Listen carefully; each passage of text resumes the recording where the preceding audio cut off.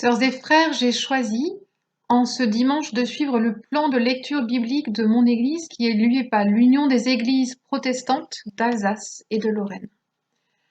Alors vous allez peut-être être choqués par les premiers mots que l'on va entendre dans ce texte, parce qu'ils évoquent la joie, la réjouissance, mais ils évoquent aussi le deuil en parlant de leur rapport à la ville de Jérusalem, la ville sainte de l'époque. Alors je vous invite à écouter ce texte dans le livre du prophète, donc Ésaïe, au chapitre 66, les versets 10 à 14.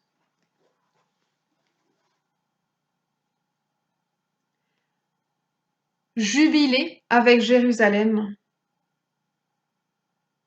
Exultez à son sujet, vous tous qui l'aimez. Avec elle, soyez enthousiastes, oui, enthousiasmés. Vous tous qui aviez pris le deuil pour elle. Que vous suciez le lait et soyez rassasiés de son sein réconfortant. Que vous tiriez le maximum et jouissiez de sa mamelle glorieuse. Car ainsi parle le Seigneur.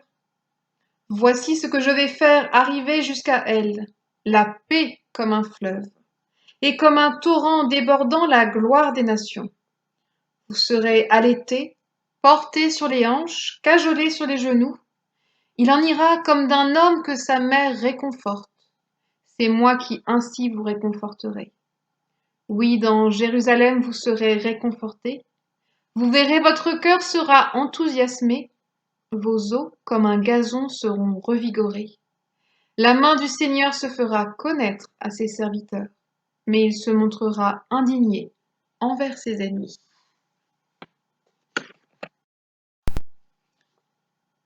Nous ne pouvons comprendre pleinement ce texte sans se remettre dans le contexte de l'époque. Une grande partie de la population avait dû partir en exil à Babylone et le temple de Jérusalem avait été détruit. Nous situons avec ce passage du prophète Ésaïe au tout début de la reconstruction du temple de Jérusalem. Alors l'espérance revient parmi le peuple, mais aussi déjà les premiers tiraillements entre ceux qui ont appris de cet exil et ont une distance face à la nécessité d'un temple, de rites, et ceux qui veulent que tout redevienne comme avant, dans une confiance au rite plus qu'en Dieu. Notre société aujourd'hui est elle-même divisée entre ceux qui respectent le confinement et les autres, entre ceux qui travaillent encore énormément puis ceux qui restent à la maison, entre cet appel à la détente, à la sérénité même pour certains et l'épuisement des autres. Dans la crise, les barrières tombent et parfois nous sommes tous unis, mais parfois aussi nos instincts les plus animaux, les plus primaires ressurgissent. La préservation de notre vie avant tout. Face au danger, notre corps se défend et les valeurs de solidarité et de compassion sont oubliées. Le président Macron a parlé d'une guerre et nous le savons tous, la Seconde Guerre mondiale a aussi montré une division dans le peuple français, entre les résistants et les collaborateurs. L'unité n'était pas non plus complète, mais la difficulté de cette épreuve épidémiologique est qu'elle nous place face à nous-mêmes. Nous sommes réduits à ne côtoyer que notre entourage proche. Nous sommes réduits à une individualité physique. Nous ne nous sentons pas unis par une force supérieure, par la patrie, par la nation. Ce qui nous relie tous est le désir de rester le plus possible en vie, de sortir vivant de cette pandémie. Cette guerre nous place face à l'angoisse que la société savait pertinemment cacher dans la course à la consommation, à la réussite, à la beauté et à tant d'autres choses. La peur de la mort. De nombreux témoignages autour de moi me montrent que même les enfants verbalisent cette peur de la mort en ce moment. Ils angoissent face à leur propre mort, à celle de leurs parents, et ils nous interrogent et que pouvons-nous répondre? Ma fille de 6 ans m'a posé cette question cette semaine et j'ai voulu la rassurer, mais sans lui mentir non plus.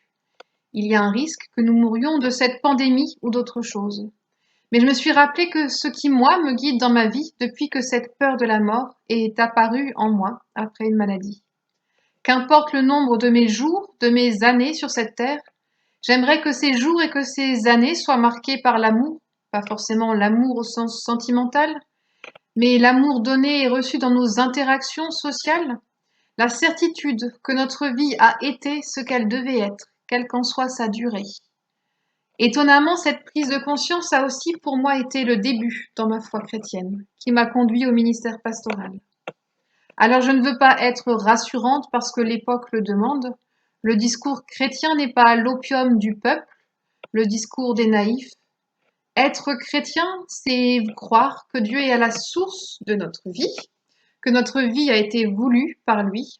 C'est croire qu'il est là à chaque instant pour nous guider. C'est croire qu'il ne nous laissera pas seuls face à la mort, mais que nous serons auprès de lui, qu'il ne laissera non plus pas seuls nos proches, s'ils s'ouvrent eux aussi à son amour. Dieu nous laisse libres de ressentir l'amour qu'il a pour chacun d'entre nous, et c'est à nous d'accepter, de faire confiance. Et cette confiance, elle est mise à mal en ce moment par toute la méfiance face au virus. La méfiance face à tout ce que nous touchons. La méfiance face à ceux que nous rencontrons. La méfiance face aux informations relayées. La méfiance aussi face au choix du gouvernement, peut-être. Comment vivre dans la confiance en ce temps important de méfiance? La confiance, ce n'est pas l'irresponsabilité, l'inconscience, la confiance en ce moment, c'est aussi respecter les mesures barrières, être confiné au maximum, ne sortir que pour ses courses alimentaires essentielles, limiter tout autre achat qui ne serait pas vital, pour respecter aussi la santé de ceux qui le transporteraient. La confiance, c'est être solidaire tout en respectant ces mesures barrières. La confiance, c'est accepter que ce moment de notre vie est difficile, pour nous comme pour nos proches, que la peur de la mort est plus particulièrement présente pour chacun d'entre nous, et que certains y réagissent différemment que nous. Certains en faisant l'autruche, d'autres en défiant la vie, en étant paniqués, en étant confiants. La confiance, c'est ne pas juger l'autre qui fait du mieux qu'il peut en ce temps difficile. Et je pense en particulier aux familles confinées ensemble, où les blagues sur ces familles oscillent entre le taux de divorce après la pandémie et le nombre de bébés dans 9 mois. Mais je pense aussi aux familles marquées par le travail nécessaire de l'un dans les hôpitaux, dans les supermarchés, à la poste, dans les administrations, dans les écoles qui accueillent les enfants des soignants.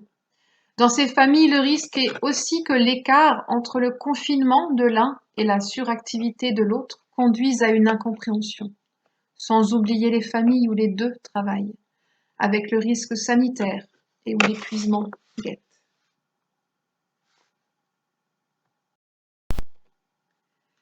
Nous aurions pu lire ce passage du prophète Ésaïe à la sortie de l'épidémie, quand notre société sortira du confinement, de cet exil en quelque sorte. Mais je voudrais vous inviter et vous inciter à passer par-dessus cet appel à la joie pour retenir la consolation présente dans ce passage et surtout à l'image d'un Dieu mère, au sens de maternelle. Nos représentations artistiques, les dogmes de l'Église catholique nous ont transmis avec force l'image d'un Dieu Père, un Père d'ailleurs assez âgé et réputé sage, un Père plein de bonté. Cette image de Dieu Père est juste dans le sens où le Père adopte son enfant à la naissance. C'est par la confiance qu'il se sépare, qu'il reconnaît cet enfant comme le sien. La femme le reconnaît aussi à sa naissance, mais elle est assurée, elle, qu'il sort bien d'elle, qu'il est bien d'elle, qu'il sort de son corps. Dieu notre Père est un Père spirituel, un Père qui reconnaît notre existence et qui l'accueille dans sa grande famille. Mais le prophète Ésaïe nous délivre là l'image d'un Dieu mère et pas à n'importe quel âge de l'enfant. Il nous montre la mère d'un bambin, d'un enfant allaité, d'un allaitement à l'époque sans contrainte d'heure, un allaitement en continu, adapté aux besoins de l'enfant, un allaitement jour et nuit, une proximité physique forte. Pour toutes les mères qui ont allaité et allaitent encore, je vous invite à vous souvenir de ce temps particulier où les hormones maternelles font que la fatigue, l'égoïsme humain s'éloignent face à ce petit être qui a désespérément besoin de cette alimentation, mais aussi de ce sentiment de sécurité entre les bras de sa mère. Et nous sommes alors en pleine fusion avec cet enfant, lié à ses pleurs, ému de sa compétence naturelle à être rassuré en nos bras. Et c'est cette fusion des premiers temps du nourrisson que nous sommes invités à vivre avec Dieu. Dieu peut nous rassasier si nous acceptons de dépendre de lui comme ce bébé. Il nous invite même à en tirer le maximum. Être avec Dieu, ce n'est pas seulement rassurant en idée, ça peut être un socle pour notre vie. Notre existence peut prendre un autre sens avec lui. Et si nous sommes attentifs au vocabulaire employé, je vais vous le relire, que vous suciez le lait et que vous soyez rassasiés de son sein réconfortant, que vous tiriez le maximum et jouissiez de sa mamelle glorieuse. Vous admettrez avec moi, je crois qu'il y a une notion de plaisir. Être avec Dieu est un besoin, comme le bébé a besoin du lait, mais aussi une joie, celle de cette proximité intime avec Dieu. Car ainsi parle le Seigneur. Voici que je vais faire arriver jusqu'à elle la paix, comme un fleuve, et comme un torrent débordant la gloire des nations. C'est ce que dit notre texte. Jérusalem va être en paix, mais notre monde à nous n'est pas en paix. Il va être bouleversé. Et l'important est actuellement la vie de chacun. Mais la sortie de cette épidémie va nous replacer aussi face à des deuils qui ont été et qui vont être difficiles, par une économie chamboulée, qui risque d'entraîner beaucoup de chômage. L'avenir sera différent de ce que nous pensions qu'il serait encore il y a 2 mois. Mais la paix intérieure peut nous guider face à cet avenir incertain et lui aussi angoissant. Pas la paix de celui qui fait l'autruche, mais la paix donnée par la certitude d'être protégé par celle qui nous a donné la vie, Dieu Mère. Vous serez allaité, porté sur les hanches et cajolé sur les genoux. Il en ira comme d'un homme que sa mère réconforte. C'est moi qui ainsi vous réconforterai. Oui, dans Jérusalem, vous serez réconfortés. C'est ce que redit notre texte. L'image est forte, nous serons aussi nourris que nécessaire. Nous serons rassurés par la présence forte d'un parent, de notre Dieu.